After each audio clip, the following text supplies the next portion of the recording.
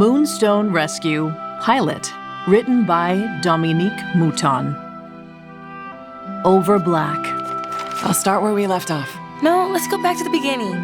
The beginning, but we're so close to the end. I know, but endings make me sad. Fade in. Exterior dirt road, day. On the back of an uncovered horse-drawn wagon, a dozen indigenous children sit silently, broken. Super, California, 1896. Interior, exterior, uncovered wagon, day, moving. Henrietta, 4, stares straight ahead with dried tears on her face and 2 long braids down her back. Your great-great-grandmother was only 4 years old when she was taken from her tribe and given the name Henrietta. The government called it assimilation. As the wagon moves along, Henrietta notices an orange cat hiding behind some brush, and the cat notices her too. Exterior, St. Rosalia Indian School, day. An imposing red brick building at the foothills of a valley, surrounded by lush olive and oak trees. In front, uniformed indigenous kids march in formations. Emotionless, focused, obedient, they've been assimilated. A staff of nuns and teachers stand beside a sign that proudly reads, St. Rosalia Indian School. The wagon carrying the children approaches. A steely-faced nun, Sister Bernadette, 30s, steps forward. Remember, be compassionate, but firm. God knows they'll need both. Once the wagon comes to a stop, the nuns spring into action to promptly usher out the new arrivals. Henrietta is lifted off the wagon bed. She frowns at the fleshy adult hand that grabs and pulls her. Without warning, Henrietta sinks her tiny teeth into the stranger's thumb, hard. The owner of the thumb cries out. Interior classroom, day. Young girls practice their sewing in silence. The sewing teacher writes at her desk. Preteen Henrietta, now 12, fusses with sloppy needlework in the back corner. Her short-cropped hair is hopelessly untamed, unladylike, and unassimilated. They did everything to make her forget who she was. She learned their language, manners, customs. Henrietta fumbles with her needle, accidentally pokes herself. A tiny pool of blood forms on the pricked finger. She closes her eyes. Inexplicably, she smears the blood across her forehead. But she never did fit in. Not that she really tried. A little girl sitting close by stares at Henrietta, clings to her rosary. Others take notice, frightened. Exterior, St. Rosalia Indian School, moments later. The Sister Bernadette holds Henrietta by the neck over a bucket of water, vigorously scrubs her forehead with a cloth. No more witchery. Understand? Interior, girls' dormitory, night. In bed, silent tears roll down Henrietta's red, raw face. Henrietta cried not for the pain she suffered, but for her parents whose faces she couldn't recall. The language she'd forgotten. She didn't even remember her name, her real name.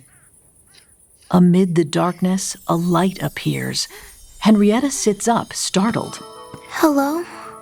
The light gets brighter, beckons her to follow. She gets out of bed, chases it. She didn't know what compelled her to follow that light. It seemed familiar, like an old friend. Exterior, St. Rosalia Indian School, night. Outside, Henrietta follows the light under a large oak tree. The light dims. For a moment, she stands in darkness. The light returns, an orange cat in its center. Henrietta and the cat make steady, unblinking eye contact.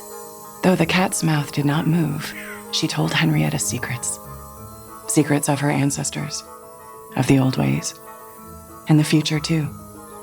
The cat agreed to be her guide, always.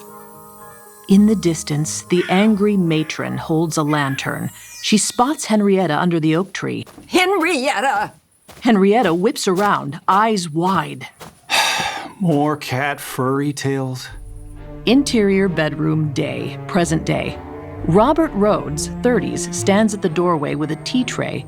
He's got a snarky, irreverent smirk on his face, but his bright, puppy print veterinary scrubs betray his inner dork. I said furry tales. You get it? In bed, a frail and tired NORAH RHODES, 30s. A hand-knitted cap covers her head. She manages to smile at her husband through her obvious fatigue. Yeah, I got it.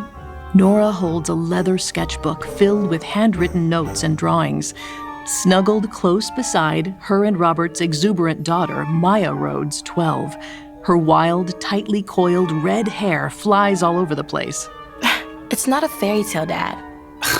Nasty nuns, psychic cats. It's basically a Cinderella ripoff. As Robert walks over with the tray, he nearly trips. The culprit? Henry the cat. Black with big yellow eyes, she stares up at Robert, innocent. Robert doesn't buy it. This cat is always in my way. Robert, my love, have you considered that Henry has been there for an hour and it is you who put yourself in her way? Excellent logic, Professor Rhodes. Robert sets the tray down, kisses her sweetly. How you feeling? Great. The doctor said you might I'm be... great. Sit with us. We're at the part where Grandma Henrietta escapes. Everyone claims Pocahontas is an ancestor. Why is that? Grandma Henry is way cooler than Pocahontas. But at least there's evidence she actually existed. Shut up, Grumpy. Get in here. My scrubs are dirty. NORAH and Maya grab both his arms. He's no match. Fine. He gets into the bed. Henry the cat jumps on his lap. I swear, this cat has it in for me. Dad, she's not just a cat. She knows things. Things we can't even see. Like I said, furry tales. Dad doesn't get it, does he? NORAH winks at Maya. Henry's powers are their secret. Get what? She ignores the question, turns the page of her sketchbook. The angry nun grabbed Henrietta by the shoulders and shook her. Interior, Maya's room, day. Maya snoozes in bed. She's a bit older, but her room looks like it belongs to a younger kid. Stuffed animals, childish posters, old drawings. NORAH's sketchbook on the nightstand. Super, 2 years later. Light from a nearby window wakes Maya. She stretches and rolls over. When she opens her eyes, 2 huge yellow eyes stare back at her. Oh my gosh! Startled, Maya falls to the floor. Henry the cat looks down at her from the edge of the bed. Henry, I love you, but you gotta stop doing that. Maya stands and picks up the cat, holds her close. Did you tell Mom that I had graduated 8th grade tomorrow? Henry blinks, her face adorable but ambiguous. Interior, Rhodes' home, staircase, day. Maya runs downstairs, fully dressed, and Henry at her heels. Soul music blares from the kitchen. Kitchen. Maya's quirky grandma, Jean Rhodes, 60s, carves a clay figurine of a voluptuous nude woman. Jean's hips move to the music. Her long locks swing down her back. The eat-in kitchen doubles as her art studio. Intricate, erotic sculptures sit on every flat surface. Maya enters, opens the fridge for a snack. Morning, Granny. Hey, baby, you're up early. Gotta tell Mom at the graduation. Jean smiles, represses concern. Maya heads to the door. Making any stops? Like where? I don't know. Maybe wherever it is you've been going after school. I've been helping Jackie with her Sorry, I'm so sorry. Valedictorian speech. Valedictorian. Okay. I've been helping Jackie with her that word. It is a hard word for me. I don't know why. Okay. I've been helping Jackie with her valedictorian speech. I told you. Thought maybe you got a boo thing or something. Boo thing? Ew. Maya picks up Henry, cringing and eager to leave and avoid further inquiries. Hey, can you remind Dad about tomorrow so he doesn't forget? Why would he forget? He forgot my birthday. And Henry's. And yours. Oh, it's that clinic. I told him to hire help, but you know how he gets. The whole town knows how he gets. Jean stopped sculpting to look Maya in the eye. You know he loves you, right? Sure he does. Love is a language. Everyone has their own funky way of speaking it. Then Dad speaks love in Pig Latin. Jean can't help but to grin in agreement with Maya. That's my son, but sometimes it's like that boy. He talks pure gibberish. Interior deli day. Robert stands in the line of a busy deli shop. He's in his own world, rocking out to industrial hip-hop that blasts loudly from his headphones. He's less polished, less affable than we remember him. Certainly scruffier, too. Robert ignores the glaring eyes of others around him as he lip-syncs the song's unintelligible lyrics. It's getting to the good part when the music stops. Pissed, he looks at his phone. Incoming call from Hell. He rejects the call, restarts the music. Hell calls again. He rejects it again. The music resumes. Behind Robert, an irked customer taps his shoulder. You mind turning the music down? Robert feigns confusion. What? The customer motions to their ears. Now Robert feigns comprehension, produces a phony smile. No, but thanks for the offer. Robert turns around where he's finally next in line. He takes off his headphones. What can I get ya? Hold on. Let me look. Robert reads the menu, carefully considers his options.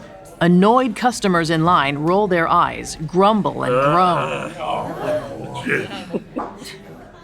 Interior RHODES Vet Clinic, lobby, day.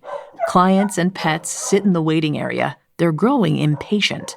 Mrs. Silva, 70s, quintessential cat lady, approaches the front desk, her crated feline Gemma in tow.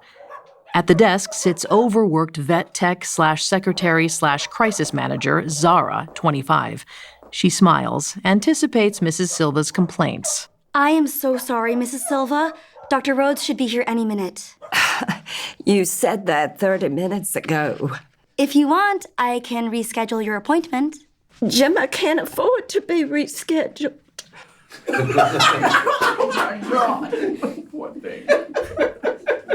I'm sure Gemma will be fine. Does this look fine to you? She holds up the crate. The scrawny cat struggles to breathe. The front door opens. Robert enters, mouth full and breakfast sandwich in hand. Clients glare as he walks past them. Zara stands up, follows Robert into his office. Robert's office. Robert quickly puts on a white coat over his scrubs. Zara represses frustration. I tried calling you. We had some clients leave. He hands her the remainder of his food. Can you put this in the fridge? Robert. Yeah. Zara wants to say something. She thinks better of it. Never mind. Interior RHODES Vet Clinic, exam room, day. Robert stands across from Mrs. Silva with test results. Acute kidney failure. I wish I had better news, but she's beyond help at this point. But why? How? Could be a number of things. Pesticides, meds, certain plants. I don't know. He shrugs, oddly cold and impenetrable. He's definitely not the same Robert who once wore puppy print scrubs. It's not possible. Check again. You're welcome to get a second opinion elsewhere. The next vet is miles away. I don't have a car. Robert nods, looks at his watch. So what's next? Gemma's 16 years old with failing organs. There is no next. Mrs. Silva's eyes go wide as she comprehends. Euthanasia? That's your choice. But if it were me, I wouldn't let her suffer like this for another minute. Interior RHODES Vet Clinic, lobby, day. Mrs. Silva returns to the lobby, empty-handed and teary-eyed. Daryl Ingalls? Mr. Rhodes will see Misty now. Daryl Ingalls, 50s, stands up, a stiff old German shepherd, Misty, at his side. Daryl approaches Mrs. Silva. Gemma, she... He wasn't even nice about it. She walks out of the clinic. Robert enters the lobby. Daryl, you coming? Daryl looks down at his beloved Misty for a moment. Hell no. Excuse me? For the last 2 years, we've all been understanding and patient with you and your antics, but this is the last straw for me. You're not touching a hair on Misty's head. I'm lost. What's the issue? Sure wish someone would come along and put you out of business. Daryl and Misty storm out. Robert looks at Zara, puzzled. Exterior McGregor Farm, day. Dingy, poorly maintained structures scattered across several acres of land. The property is redeemed by its old-growth trees and pretty landscape. Exterior McGregor Farm, stable, day. Neglected, frustrated horses neigh in their stalls. LUPE McGregor, 30s, an Afro-Indigenous woman with long, dark hair, struggles to remove a shoe from a sassy horse. She pulls and pries the shoe clinches with rusty clinch cutters, takes a rubber mallet to hit the clinch. Bam! The cutters break. Damn it. LUPE tosses them to the side, pets the horse gently. We'll get these off of you soon. Exterior McGregor Farm, main house, day. LUPE approaches the front door of an old but charming country home. An absurdly cute fox runs up to her, excited. This is Pumpkin. She picks him up. Pumpkin whimpers. Oh, I know. I'm hungry too. Interior McGregor Farm, main house, day. Inside, a dozen half-packed boxes sit around. It's hard to tell if someone's moving in or moving out. Kitchen. Pumpkin looks up at LUPE as she opens a cabinet, takes out a can of dog food, the last one. LUPE opens the fridge. It's bare. She looks at Pumpkin, distressed. You think Postmates delivers out here? Yeah, I don't think so either. Exterior cemetery, day. Maya leans against a gravestone. She wears binoculars around her neck as she reads her mother's sketchbook. Henry watches squirrels nearby. As the days went by, Henrietta grew more and more lonely, until one day, the cat showed her how to escape the vile school. The cat stares up at a pretty bird in a tree. Maya scrambles to her feet, puts the binoculars to her eyes. It's a rose-breasted grosbeak! Behind her, the gravestone reveals NORAH RHODES, beloved mother, wife, and watcher of birds. She's listening. Leaves crunch under clumsy footsteps. The bird flies away. Maya turns to see Maverick Grayson, 14. Blonde and large for his age, he's a gentle giant disguised as a baby frat boy. You shouldn't creep up on people like that, Maverick. What were you looking at? Just an extremely rare rose-breasted grosbeak that I'll probably never see again. I don't see it. Maya can barely conceal irritation. Yeah, because it flew away. Oh. That is so funny. Listen, I came to apologize for the other day. It wasn't cool how Kyle and Doug locked you in the bathroom. They're insecure bullies. You know what they say? Birds of feather flock together. Maverick thinks about this for a moment. That's actually really deep. Why are you apologizing for your friends anyway? Because you deserve an apology. Maverick is earnest, bashful. He clearly has a thing for Maya. Unfortunately, she knows it. It's awkward. I have to go meet my friends now. In town? I'm meeting my dad there. We can walk together. It's perfect. Great! Interior Oak Bluffs Town Center, day. Maya, Maverick, and Henry arrive to a street adorned with colorful shops, old buildings.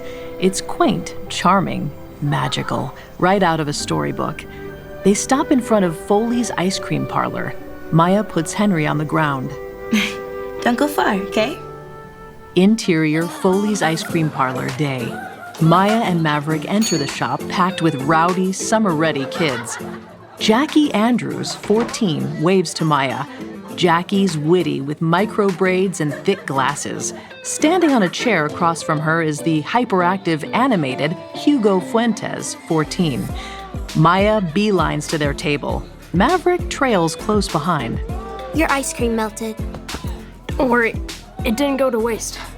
Hey, you're hyperactive and animated. A little more. Yeah, and give me a burp I can hear all the way from here.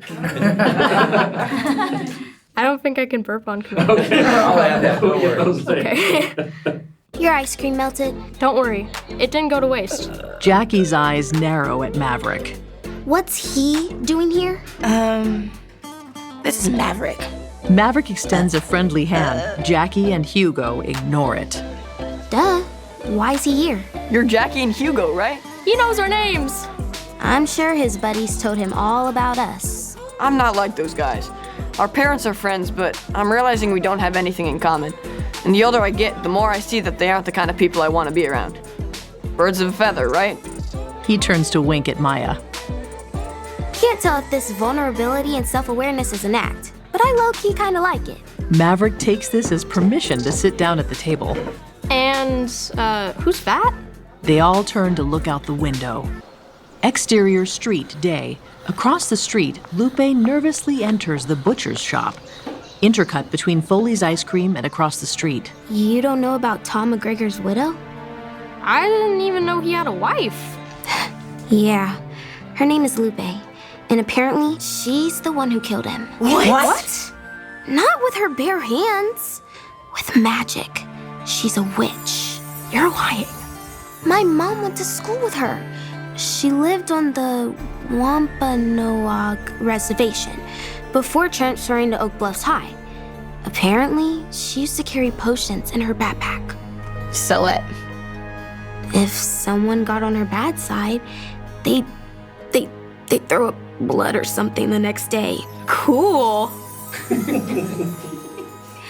Interior McGregor home, night, flashback. Lupe and Tom McGregor argue. Right after high school, Lupe married Tom. He treated her really bad, and everyone knew it. Tom grabs Lupe's wrist, hard and menacing. She used to come into town with bruises and stuff. Exterior Oak Bluffs Town Center, day, flashback. Lupe walks down the street. Townspeople stare at her, whispering amongst themselves. Pretty soon, she stopped showing up in public at all. She pulls down her sleeve to conceal bruising on her arm. Exterior McGregor Farm, day, flashback. Tearful and furious, Lupe loads a pickup truck with her belongings. Tom runs out of the house, grabs her by the shoulders. She shoves him off. Tom suddenly grasps at his chest in pain, keels over. Lupe stares at him coldly and gets in the vehicle, drives off. She finally left him for good and went back to the reservation. Interior Foley's Ice Cream Parlor, day, back to present. The kids hang on Jackie's words. For years, no one heard anything about Lupe McGregor. Tom was never the same, and now that he's dead, she's back to take over the farm. He left her everything. But why? Maybe he felt guilty? Sometimes people change after losing someone. Yeah. What could happen to your dad after your mom? Oops. He stops, realizes he's stepped into taboo territory. Your cat obviously likes her. They look out the window again to see Lupe petting Henry. AXEL Grayson, late 30s, a bulky ex-UFC fighter stuffed into an expensive suit, approaches Lupe in a familiar way. Maverick, how does your dad know Lupe? Dad's been trying to buy the McGregor farm since forever. Why? He already owns half the town. Lupe and AXEL's conversation heats up. It's an argument. He gestures wildly. She gestures back before storming off. Must be roid rage. I should go. See you guys at graduation, okay? Maverick stands up and scurries out the shop. I like him. It's his dad I'm worried about. Maya stares out the window, concern on her face. Interior sports bar, day. Robert chugs a beer at a mostly empty bar. Next to him is Josh Rollins, 30s, professor, mensch, Robert's only friend. Her name's Debbie. Do you hate her? She's in the math department, but no, I think she's quite nice. You must hate her. You're trying to set her up with me. You were quite the catch once. Just channel that guy. I'm undateable, Josh. By design. I guess making old ladies cry is taking up all your time? Yes, I heard about Mrs. Silva's cat. Oh, what about Mrs. Silva's cat? Everyone's talking about it on the My Neighbor app.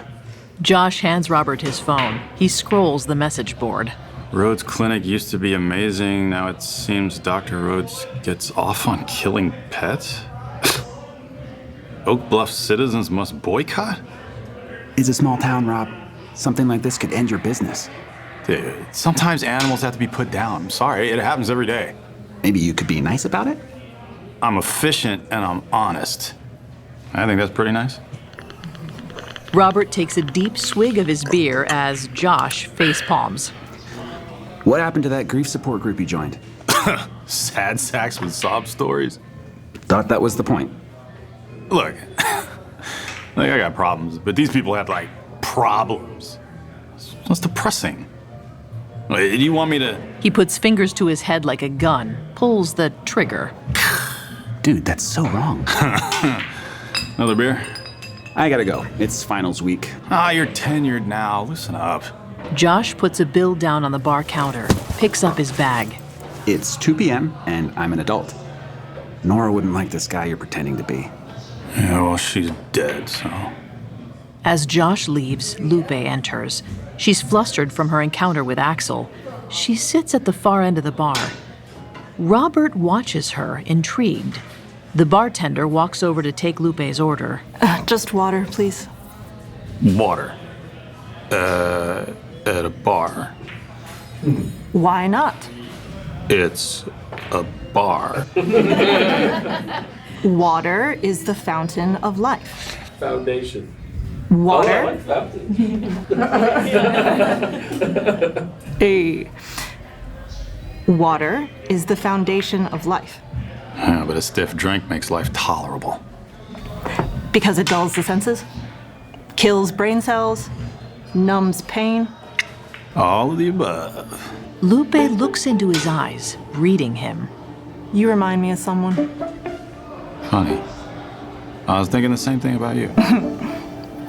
Who do I remind you of? I can't put my finger on it. Oh, too bad. Must be the alcohol. Must be. So who am I? Pagliacci. Pagliacci, the sad clown? A smile that hides a broken heart. Robert is taken aback by Lupe's casual intensity. Well, it took a depressing yet oddly accurate turn. I'm Robert, by the way. I know. Lupe finishes her water and stands to go. What's your name? But Lupe is already out the door. People say I'm rude. Exterior country road day. The sun is just beginning to set. Maya walks along a tree-shrouded road, carries a bag of groceries. Henry the cat follows along. They arrive at a shabby, splintered driveway gate. A lopsided sign reads, McGregor Farm. Maya pushes the gate open, enters. Exterior McGregor Farm enclosures day. Lupe feeds various small animals as she holds a phone between her ear and shoulder. Mom, please stop worrying about me. Exterior Aquina Wampanoag Powwow Grounds day. Deborah Winslow, 60s, warm, humble, holds a phone to her ear as she oversees volunteers fumbling with picnic tables. Hey, those tables belong on the other side. The other side? They shrug, confused. Deborah returns to the call. You sound stressed. How am I supposed to not worry? Intercut Lupe, Deborah. Lupe opens the crate door of an opossum family. The mama possum has a bandage on her back leg, hisses at Lupe. No, you're stressed, and that's stressing me out. Of course I'm stressed. Oh, this year's been a pain. I could use your help now that I'm on the council. I think you can handle it. Lupe's eyes widen at the sight of a lethargic baby possum. And I'm worried about you in that house. All those memories. Hey, sorry, I have to go. Interior Lupe's exam room day. Lupe brings the possum into a makeshift exam room, places it on the bed.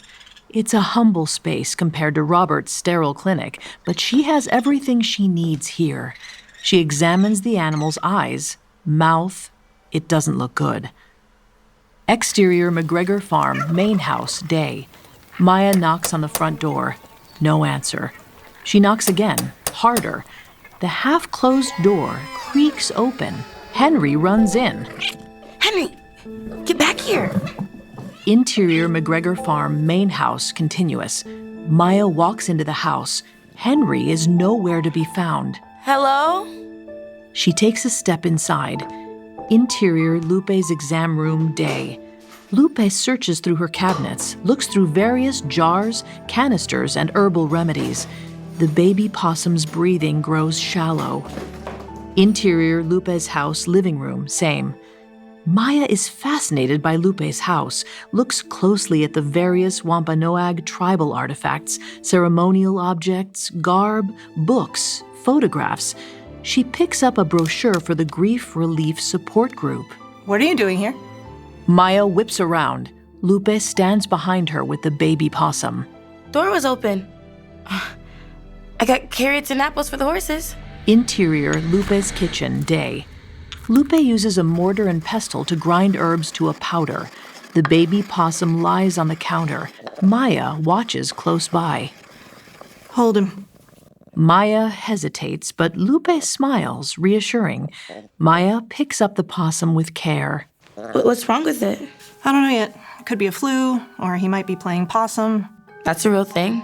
Sometimes possums get so afraid and overwhelmed, they just freeze. A trauma response. Exactly.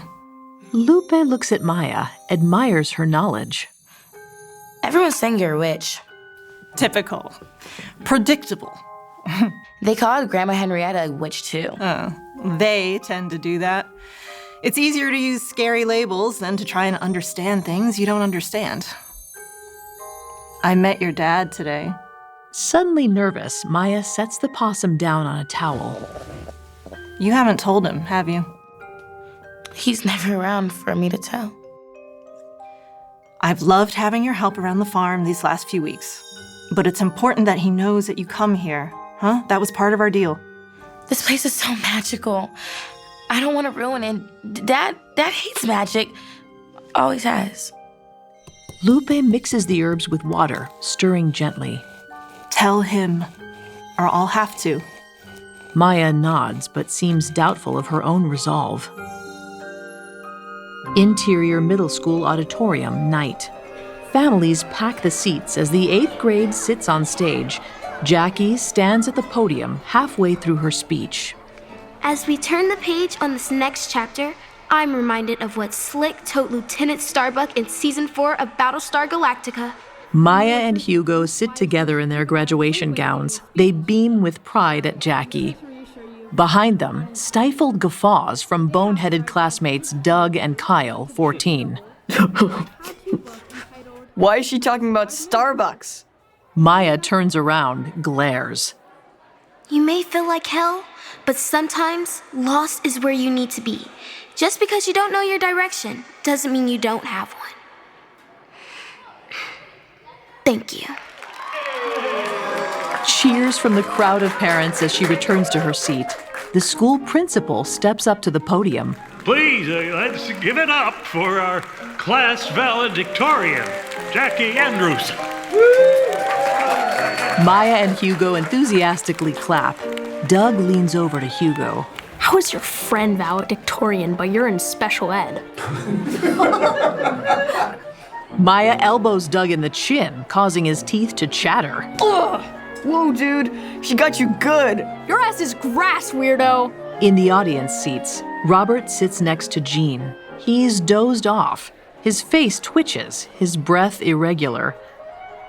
Interior hospital room, day, dream.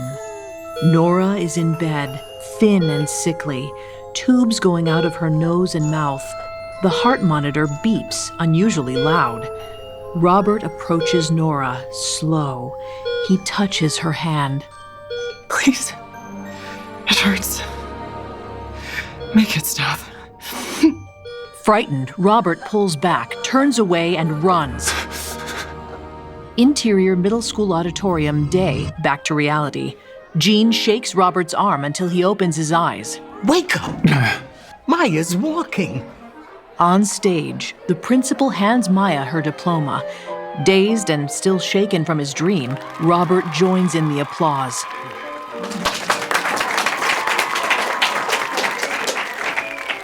Interior reception room, night. Parents and students mingle, pose for pictures, share laughs. Jean tries to take a photo of Maya and Robert. Smile, Robert, please. Robert's miserable expression morphs until he manages to pull his lips from his teeth, producing a grotesque, painful, fake smile. Forget it. I'm so proud of you. Me too. So is Mom. What? Henry told her all about it. And guess what? We saw a rose-breasted grosbeak at her grave. So what? It's a sign she's listening. Maya, your mom's dead. Yes, but not really. Honey, she's dead. But Dad, Mom always said that she would talk to us through the birds. No! Maya, grow up! Robert! A few bystanders turn to look. I'm going to the bathroom. He walks away, embarrassed and hurt. Maya represses the tears that fill her eyes. Jean embraces her. Interior school bathroom, night. Robert splashes his face under a running faucet, washes away the shame. Axel exits one of the stalls, joins him at the row of sinks. Don't you just hate these things? That's for the kids, I guess. Yeah. I keep meaning to bring my son's parrot to the clinic. Oh, yeah? Yeah, it pulls out its own feathers and squawks all day. Ah, ah! Can't stand it. Sure, bring him by. I like the way you do business. Straightforward, no nonsense. Not everyone's cup of tea. Happens to be mine, though. Robert puts his hand under the dryer as hot air blows out. Axel doesn't wash his hands, stands close to Robert. Gonna be tough with that new competition, though. What do you mean? Tom McGregor's widow's opening a new clinic. All natural, holistic, yada yada. Hippie crap. The dryer finally stops. You know, before he died, Tom was gonna sell that farm to me. Yeah, I heard about that. Also heard you were trying to rip him off. Rip him off? He'd have been lucky to get 5 figures for that dump. Yeah, can't beat the location though, right? Isn't that why you want it? Axel smirks, ambiguous. Robert opens the door to leave. For the sake of your family, you might want to consider how deeply unpopular you are in this town. Axel pats Robert on the shoulder. Our interests might align more than you think. I'll see you next week about that bird. He walks out of the bathroom ahead of Robert. Interior reception room, night. Robert looks around for Maya and Jean. They're nowhere to be found. He stands in the middle of the room of people, alone.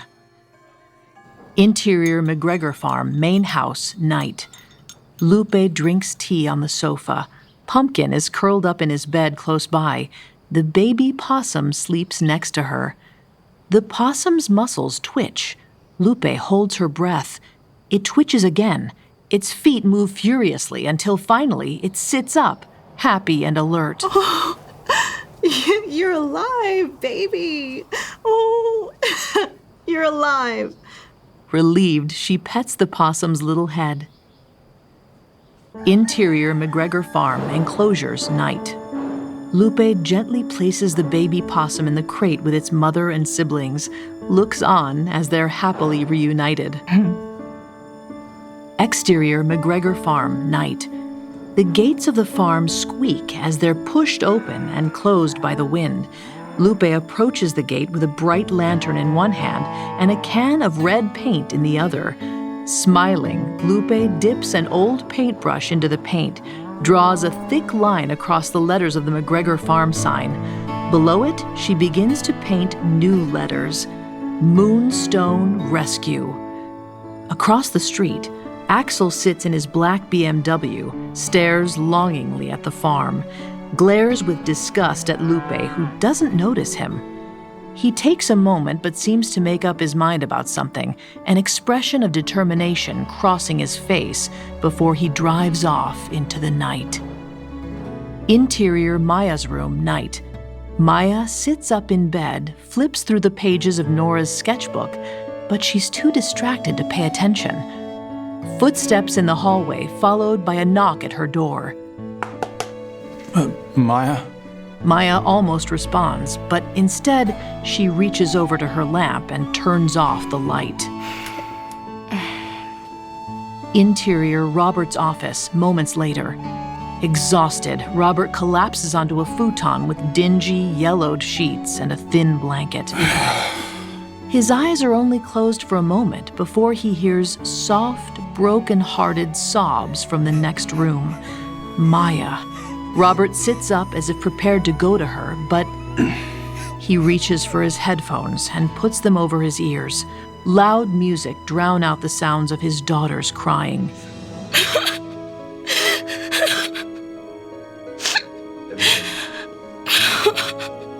Interior Maya's room, same. The moonlight illuminates the tears that streak down Maya's face as she lies in bed. A bright light fills the room. Maya stops crying and sits up. We can't see what she sees, but whatever it is, its brightness causes her to squint and put a hand up to her eyes. She continues to squint into the light until her eyes widen in amazement. Mom? Exterior street, night. Henry the cat prowls the moonlit streets, her movements quick and alert. The soft sound of echoes in the quiet night. Mrs. Silva appears in her doorway, a silver dish in hand, beckoning. Henry meows softly and approaches, her curiosity piqued. Mrs. Silva places the dish on the ground. Henry eagerly laps up the cream inside. Good kitty. Good Gemma. She scoops Henry into her arms. Come on, Gemma. Let's get you warm inside. With a final glance around the silent street, Mrs. Silva retreats indoors, closing the door behind her. End of pilot. Excellent, people. I have three things I want to pick up.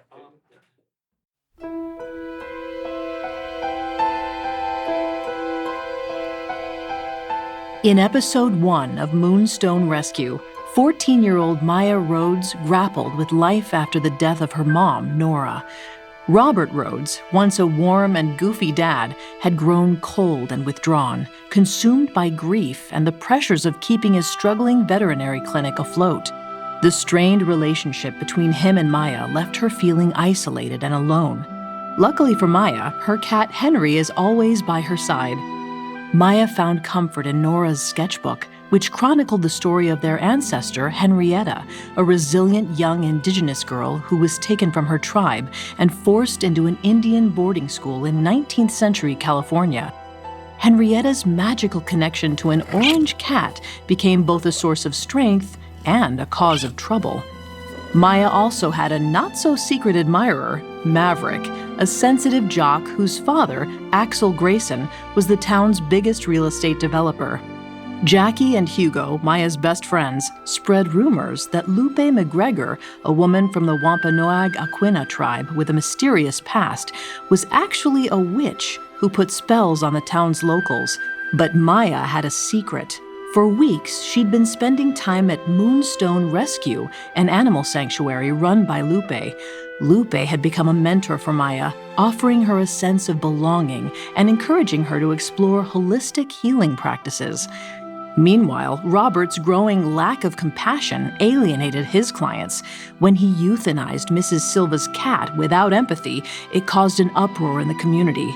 Later, at a local bar, Robert crossed paths with Lupe.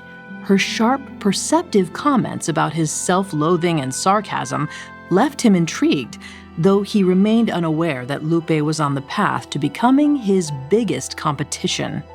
At Maya's middle school graduation, Robert's frustration boiled over, leading him to lash out at Maya and publicly embarrassing both of them in front of the community, and creating an even deeper rift in their already fractured relationship. AXEL GRAYSON approached Robert to warn him about Lupe and Moonstone Rescue. However, AXEL's motives were far from pure, as he later creepily staked out Lupe's farm, clearly scheming to acquire her property. Angry with her dad, Maya once again sought refuge in NORAH's sketchbook. In her room, she experienced a magical moment of her own. A glowing ball of light appeared, reminiscent of the one Henrietta had seen in the stories. Was this real, or just a figment of her very active imagination? And let's not forget about Mrs. Silva, who, still mourning her own cat, began setting her sights on Henry, adding new complications to Maya's already fragile world. Moonstone Rescue, Episode 2, written by Dominique Mouton. Interior St. Rosalia Indian School, classroom, day. Henrietta stands in the corner of the room, holds a stack of books above her head. Her hair is freshly butchered and shorter than ever. She winces as her arms tremble. Straighten your arms, Henrietta. Super, St. Rosalia Indian School, 1905. The students in the classroom keep their eyes fixed on the hymn books at their desks, avoiding even a glance at Henrietta. After the night by the oak tree, the grown-ups at St. Rosalia's refused to let Henrietta out of their sight. They were harder on her than ever. Sister Bernadette, stiff and severe, walks slowly down each aisle. The frightening click-clack of her shoes hit the wooden floor. Leave the Indian, save the child. That is what we are called to do for you all. She steps closer to Henrietta, leans in, and whispers, "And I do intend to save you from that wicked savage inside." Henrietta pushes the books up higher, her arms trembling violently now, but her gaze steady, defiant. Interior closet, day. A tired and haggard Henrietta sits in a dark closet. A ray of light from outside enters a crack in the wall and touches her face. She looks up with renewed resolve. Before long, Henrietta stopped talking altogether. Sister Bernadette opens the door and pulls Henrietta out. She's surprised, then satisfied, to see a blank look on her face. Interior girls' dormitory, night. The dormitory matron scans the room where the children sleep. Henrietta, too, sleeps peacefully. As she seemingly became pacified, the nuns gave up on trying to break her, satisfied enough by her silence.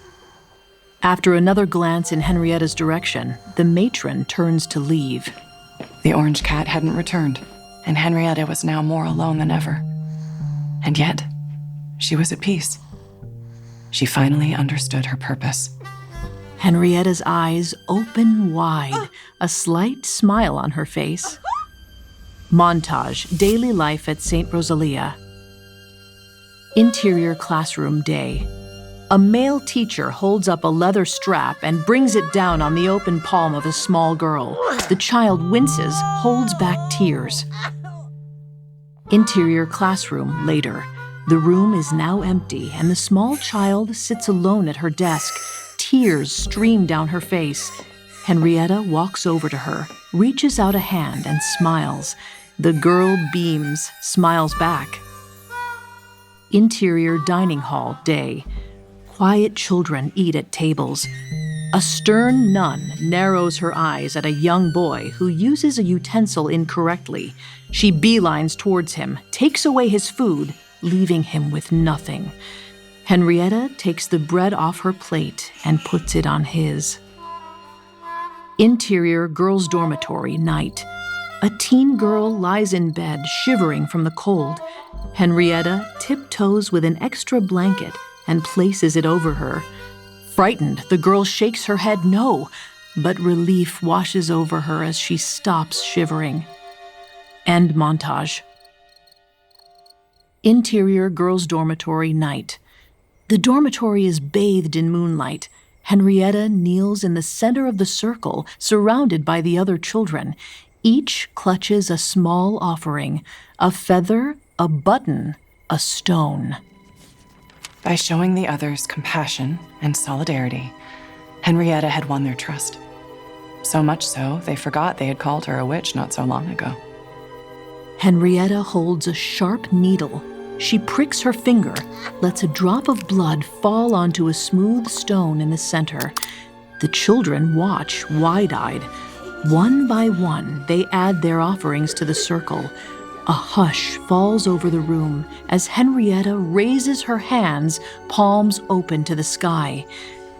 Everyone closes their eyes, murmuring unintelligible prayers. A faint hum vibrates through the walls, growing louder. The children open their eyes, startled, as a soft glow appears in the center of the circle. The glow intensifies and expands into a ball of shimmering light that pulses with warmth. Henrietta looks up. Her eyes glisten with tears. Finally, they had seen it too.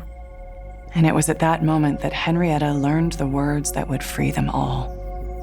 Henrietta wordlessly mouths words we can't understand. Exterior Moonstone Rescue Pig Pen, day, present day. Maya slams Nora's book closed. She sits on the bale of hay as Lupe dumps homemade pig feed into trays. 3 very big and very delighted pigs greedily grunt as they scarf down their lunch. Henry the cat and Pumpkin look on from the other side of the fence. And it happened to me like 2 nights ago, just like how Henrietta saw. You believe me, right? Are you kidding? I've seen crazier things. Who am I to deny you a giant ball of light? Wish I knew what Henrietta said. Like, the exact words. Do you know who Henrietta's people were? Might be a good place to start. Chumash, I think. Mom researched it a little bit, but I don't know for sure. I can help you look into it, if you want me to. Thrilled, Maya's eyes light up. Really? Mm-hmm, sure. A friend of mine works at the Aquina Tribal Council. He's a genealogist. I could ask him to help you look into it. Thank you, thank you. Mm-hmm. She stands, jumps up and down. For a moment, she seems to be a much younger child. Her infectious excitement brings a genuine smile to Lupe's face. Maya squats next to one of the pigs, pets him as he eats. Lupe opens a bale of hay, spreads it across the muddy pen. What was it like growing up in Aquina? I loved being close to my family and culture. It's very beautiful there, and everyone knows each other and works together. Oh, we just started growing pawpaws there. Pawpaws? Oh my God. They are divine. They are these little fruits that taste like banana, but so much better. And you can make a pie out of them. My mom makes the best pawpaw pie. For a moment, Lupe is lost in happy thought. It was wonderful. So, why would you come back here? Lupe's smile fades slightly. She turns back to her work. Grab me a hay fork, would you? Maya hops off the hay bale and goes to fetch the fork. They hear a car pulling up out front. Lupe opens the pen, runs to see who it is. Maya follows behind. Exterior Moonstone Rescue entrance continuous. A red car parks haphazardly, skids slightly in the gravel. It's Miss Kent. She's my math teacher. Megan Kent, 30s, jumps out of the car as Lupe and Maya approach. Her face is pale, her movements frantic. Lupe, please, I need your help. Megan points to the back seat of her car. A golden retriever whines and yelps, her left back leg visibly mangled. Lupe immediately opens the door, examines the dog carefully. Maya shadows her, wide-eyed. What happened? She got out of the yard. A car hit her and kept going. This is an animal sanctuary. I'm not a vet. Please. Daryl Ingalls told me how you helped his dog, said he'd trust you with his own life. No, that was a one-time thing. I'm begging you, please. What's her name? Fiona. Fiona whimpers as Lupe prods her lightly. Okay. Fiona's leg is broken, but there doesn't seem to be much internal damage. I'll need to take her inside. Maya steps forward, ready to assist. I'll help you carry her. Exterior RHODES home day. Robert and Josh load heavy boxes into Josh's old van parked in the driveway. Robert struggles to lift one of Jean's large clay sculptures, an abstract carved man contorted around a woman's nude body. Robert grimaces in pain, grabs at his lower back. Jeez, that weighs a ton. You're still sleeping on that old futon, aren't you? Who told you that? Hate to break it to you, you're not the man of mystery you think you are. Under eye bags, obvious back pain, snarkiness at level 10. Jean walks out, carries another box. Oh, it's why he's going back to grief counseling. She hands the box to Josh. Oh, careful with this one. Yes, ma'am. Ma, I told you, it's a cult. Oh, and I told you to get your stuff together ASAP. Talk to someone about, for Maya. It's like Shakespeare said, give sorrow words. The grief that does not speak knits up the o'erwrought heart and bids it break. Oh, I like that. God. First of all, Shakespeare sucks. Mrs. Silva walks by the trio. She glares intensely at Robert as she passes. Jean waves, friendly. Hiya, Mrs. Silva. Tired and old. Oh, in that case, allow me to formally invite you to my exhibition. Bring a friend if you want. Jean hands her a flyer displaying nude clay bodies in erotic poses. Mrs. Silva hands the flyer back, disgusted. I don't have friends. Not anymore. Another nasty, accusatory glance at Robert. There's going to be food and drinks and plenty of good company. I like you, Jean, even if your art looks like something out of Sodom and Gomorrah. But that son of yours is a killer. I'd hate to see your business fail because of him. She throws one more dagger at Robert and continues her walk. Josh and Jean both look at an incredulous Robert. I don't care if it's Jim Jones running that group. You're going. Interior Moonstone Rescue exam room day. On an old table, Fiona whimpers softly. Maya strokes the dog's head and glances nervously at Lupe, who remains focused as she grinds herbs with her mortar and pestle. What's that? This is a mix of elecampane leaves and linseed oil. It's applied as a poultice to the broken leg. Poultice? You put it on a cloth and apply it to the wound. Poultice. I like how that sounds. I'm gonna realign the bones, stabilize the injury. If not done properly, it might never heal right. If you feel squeamish, feel free to step out. Nope, I got this. Good. Hold her steady. Exterior Moonstone Rescue entrance day. Megan anxiously waits in her car. Lupe opens the door of her house as Fiona limps out, tail wagging. My baby! Oh.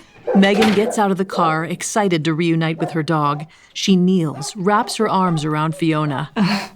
I've written out instructions that explain what medicines to give her and when.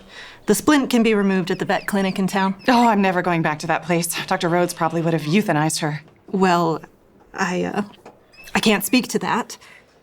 She looks to Maya, who is out of earshot and mounting her bicycle to leave, Henry in tow. See you tomorrow.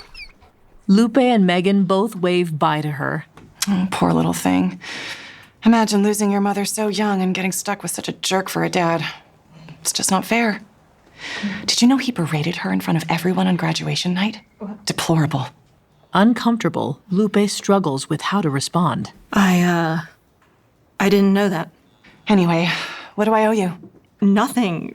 No, it's my pleasure to help. But how will you keep this place open if you don't charge? She takes out a $100 bill. Oh, no. Consider it a donation. Megan's eyes plead with her to take the bill. Lupe relents. Thank you. It means a lot. Exterior street day. Maya, Hugo, and Jackie ride bikes down the street. Henry sits in Maya's basket. Maverick trails behind them.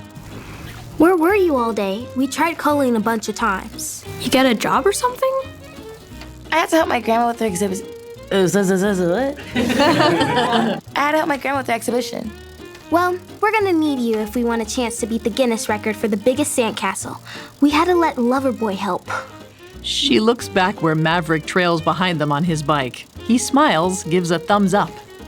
Didn't matter. The tourists came and ruined it all anyway.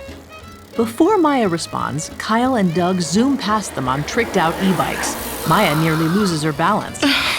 The two boys turn back around, heading directly towards them at full speed. Jackie and Hugo quickly get out of the way. Maya pivots hard to avoid collision, crashes her bike onto a lawn, slides on the grass. Told you your ass was grass. Nerds! Oh, yeah? Oh, sorry.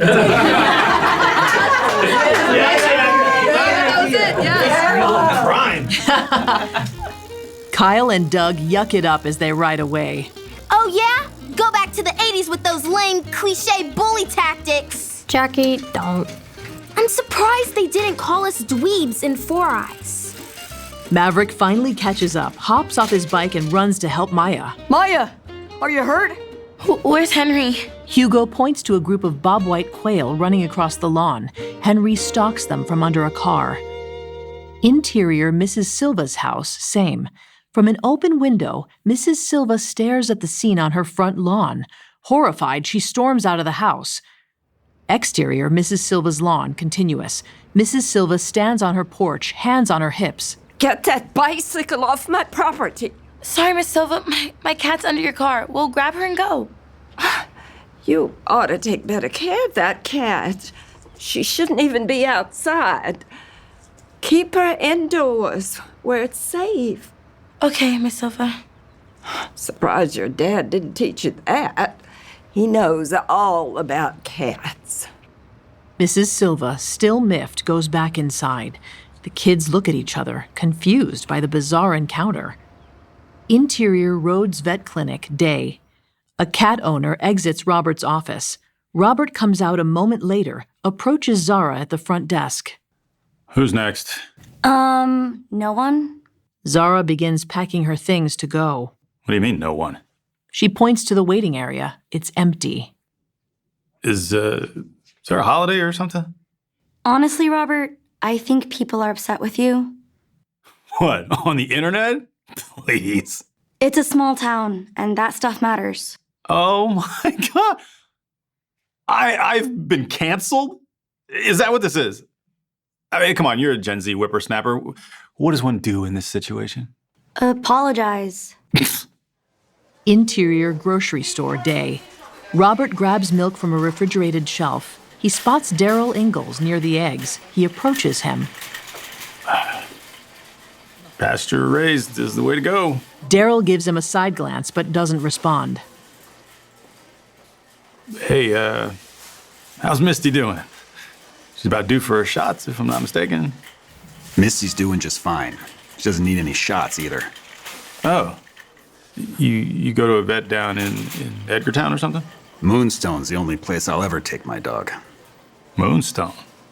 Last one to know, huh? The old McGregor farm, it's Moonstone Rescue now.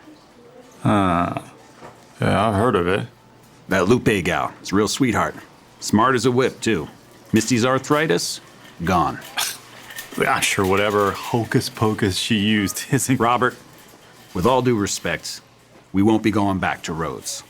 Daryl pushes his cart away as Robert smarts from his words. Fine. I'll go. Confused shoppers stare at him as he storms out of the store. Interior Grief Relief Support Group, night. Several group members convene in an outdated but cozy living room. All eyes are on the bawling, red-faced Beth, 40s. She's in the middle of a thought but struggles to finish. Robert stares at her with utter judgmental snark on his face. Mom was my everything, you know? People say I need to move on with my life, spread her ashes, and pretend like everything's okay. Dennis, 60s, the host and group therapist, leans forward. He has eyes that always look on the verge of tears. You don't have to pretend, Beth. Remember, you define moving on for yourself. It's been 4 years, and I just can't. I don't care if people think I'm crazy. I mean, everyone's crazy, right? When it Norman Bates who said that? Dennis peers at Robert over his glasses. Norman Bates. Sounds familiar. Is he a writer? A gentle hand reaches over and touches Beth's shoulder. It's Lupe. She looks at Beth with genuine empathy. Robert perks up, seeing her here for the first time. I can't imagine how you must feel. I can relate, though. Your mother's dead? No. But when you talked about having constant reminders everywhere... Go on, Lupe. Most of you know that I've struggled moving back to Oak Bluffs. I find myself triggered over the smallest things. In 1 minute, I'm mourning Tom, and the next, I'm paralyzed with terror. So you decided to keep his farm? The animals help me. Maybe more than I help them. By keeping the farm, I feel like I can transform this pain into something useful. This info causes Robert to have an epiphany. Wait, you're the one opening Moonstone Rescue? Moonstone. Oh, Moonstone. Like the rock. Correct. Why not Tiger's Eye? At least it's durable. Robert. Or maybe Carnelian? You know what? What do you care? I don't need to discuss my personal business with you. Isn't that why we're all here? To share our innermost secrets and reveal our souls? Robert, if you're going to rejoin this group, you'll respect boundaries, okay? Fine. Last warning. Are you done? Robert concedes, nods. Dennis waits a beat as if expecting Robert to try for the last word. Robert motions for Dennis to continue the session. All right, Beth, to go back to Party your... pooper. The entire group turns to Robert, annoyed and frustrated. What? Okay. Exterior Grief Relief Support Group, night. Exiled, Robert stands outside alone. Group is over. The others leave the house and walk to their cars. Robert spots Lupe just as she gets into her truck. He runs over to her. Hey, wait a second. Lupe closes the car door, rolls down the window an inch. Look, I'm sorry I was rude. It's kind of why I'm here. I'm a rude person and my clients are mad at me. They hate my guts and they love Moonstone. I guess you should thank me, huh? She starts her car.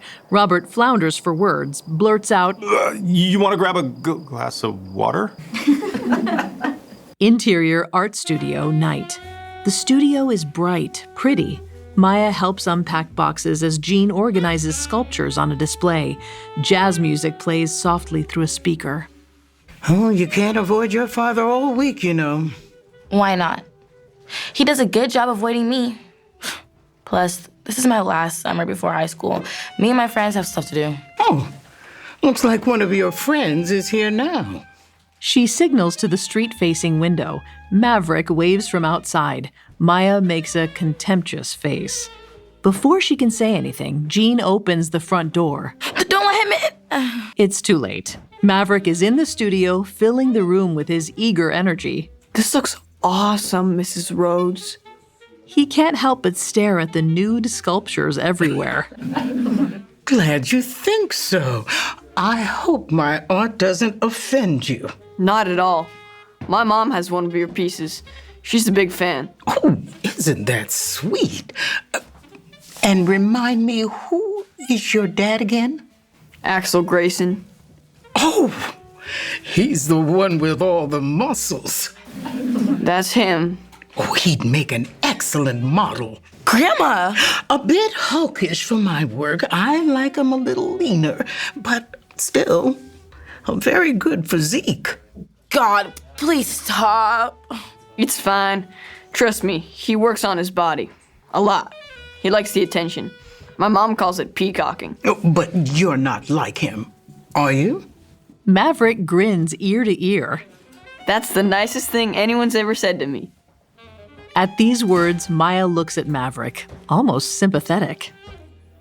Interior, Mr. Dietz Cafe, night. Lupe and Robert sit at a table in a folksy mom-and-pop cafe. She's got tea. He's already finished his coffee. So, this clinic you're opening. Oh my God, you are obsessed. It's just professional curiosity. Worried I'll steal your clients? Should I be? It's not a vet clinic. I'm building an animal sanctuary. I also practice holistic medicine. Ah, pseudoscience. No offense. People come to me after allopathic medicine has failed their pets. By allopathic medicine, you mean science. Okay, sure. After science has failed their pets. In my experience, pet owners often have unrealistic expectations for what can be done. Oh, well, I don't find that at all. I think they just want to feel like the person caring for their loved ones is coming from a place of possibility, not limitation. Giving people false hope isn't ethical. You are exhausting. After all of these years, you are exactly the same. Robert thinks for a moment, as if a memory has come back. Have we met? Like before now? I'm not surprised that you don't recognize me. I used to wear my hair in pigtails back then. Don't tell me you went to Oak Bluffs High. Just for senior year. So you were the nerd and I was the jock. Unrequited love. Oh, I can assure you that was not the case. Did you even ever play sports? Nah, not really. Yeah. I was too busy listening to Insane Clown Posse, getting detention for being a loudmouth. That part I remember. Pagliacci. Robert smirks as Lupe takes a sip of her tea. Exterior street, night. The streets are busy with tourists. Lupe and Robert stand outside her car, not really knowing how to end the evening. See you at group next Thursday? I should go. Not sure they'll be welcoming me back, though. Well, I guess I'll see you when I see you. Well, what about tomorrow? Tomorrow? My mom's an artist. She's having this exhibit thing. And my daughter Maya will be there, too. I'm not big on crowds. It'll be small, intimate. You'd like it. I have to warn you, my mom's art is unconventional. It's tempting. I'll think about it.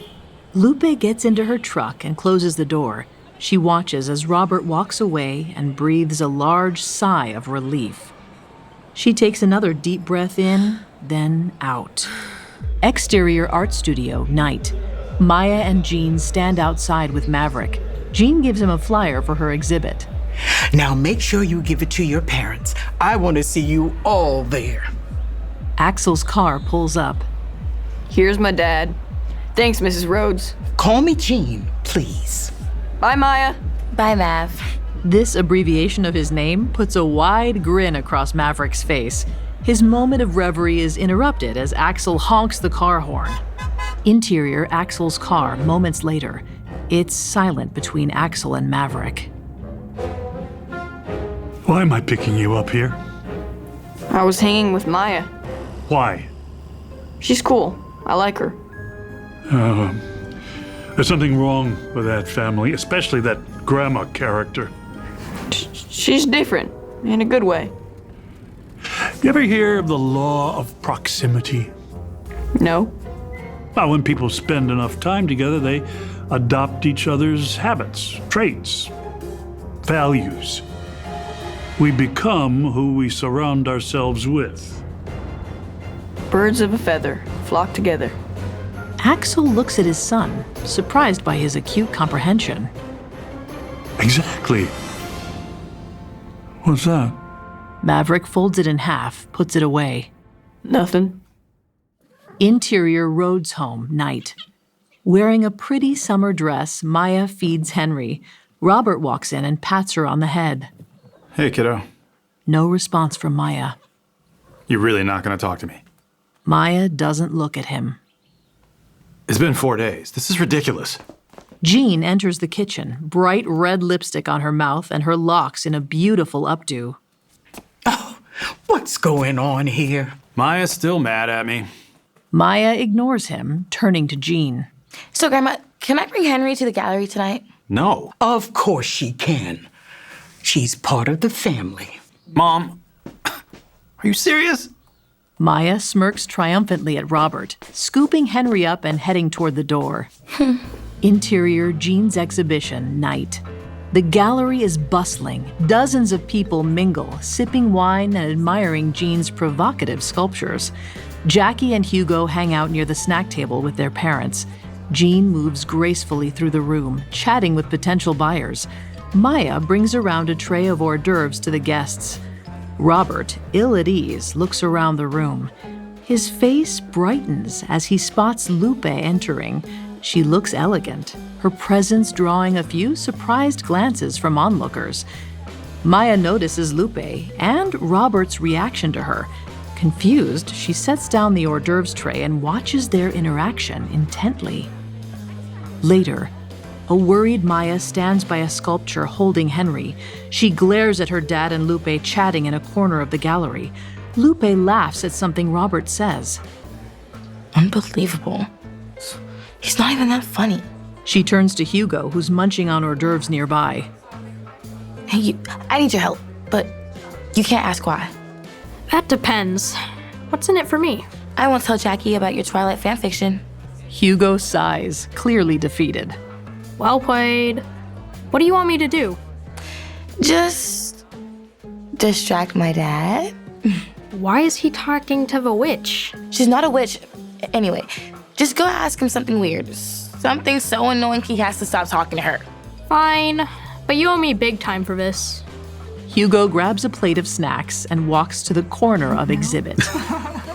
He reluctantly approaches Robert and Lupe, interrupting their conversation. It's actually Excuse good to me, reconnect. Dr. Rhodes? Yes? So I ate 6 bags of hot Cheetos and now I've had uncontrollable diarrhea for 3 months.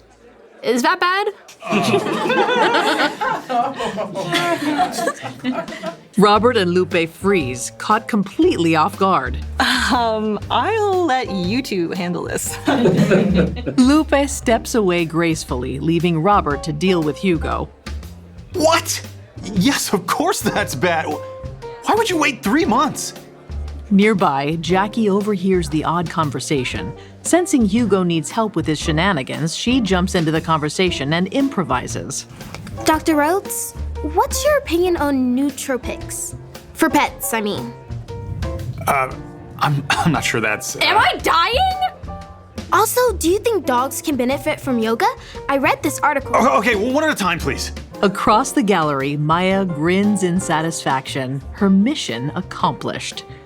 Robert sighs, visibly exasperated, as Maya strolls over to Lupe, who's now admiring a sculpture. Your dad is pretty popular tonight. Yeah, he's great with people. You still haven't told him. He won't understand. Tell him by tomorrow. Or, I'm sorry, but you can't be at Moonstone. Wait, but... Lying never makes anything better, Maya. It just creates chaos. Lupe touches Maya's cheek gently and gives her a reassuring look before she heads to the exit. Robert observes from afar. Jackie and Hugo walk over to Maya. You've got major explaining to do. Exterior Moonstone Rescue entrance, day. Driving her truck, Lupe pulls into the driveway of her home. A flashy car is already parked there. Terrence Delwood, 40s, steps out, sporting slicked-back hair and a big, cheesy grin. Sorry, we're closed. Terrence extends a hand out. Lupe reluctantly shakes it. Terrence Delwood, realtor. I believe you already know my client, Mr. Axel Grayson. He reaches into his satchel, hands her a stack of legal docs. I'm not interested in selling. Lupe gives him back the papers without looking at them. Too bad. This place is a money pit. My advice is to get out before you're in too deep. Besides, your roots aren't really here anyway. Delwood squirms under Lupe's hard glare. I understand that you and the late Mr. McGregor have been separated for many years. Mr. Grayson is prepared to pay twice the market value of the property because he's got sentimental attachment to it. Delwood leans in closer with a false sense of familiarity. Take the money. Get yourself a cute little place in town. You love animals? There's a local vet clinic I is looking to hire. Lupe continues to stare at Delwood.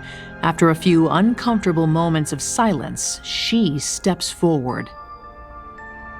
Ogesh Kepe. Oh, sorry, what? Ogesh Kepe. It's the Wampanoag name for Oak Bluffs. Ah, interesting. I didn't know that. The Wampanoag were the original inhabitants of this place. Sentimental attachment. I can trace my ancestry all the way back from before the Mayflower ever reared its ugly head. My roots here are deep and strong.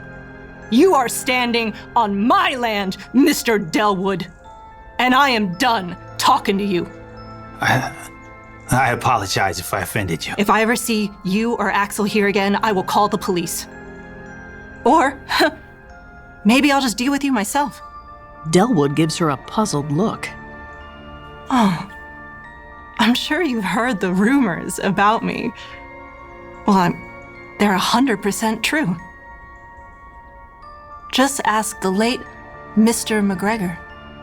Delwood turns white and slowly backs up. I'll be sure to convey your feelings on the matter to Mr. That's good, actually. I'll be sure to convey your feelings on the matter to Mr. Grayson. Yeah.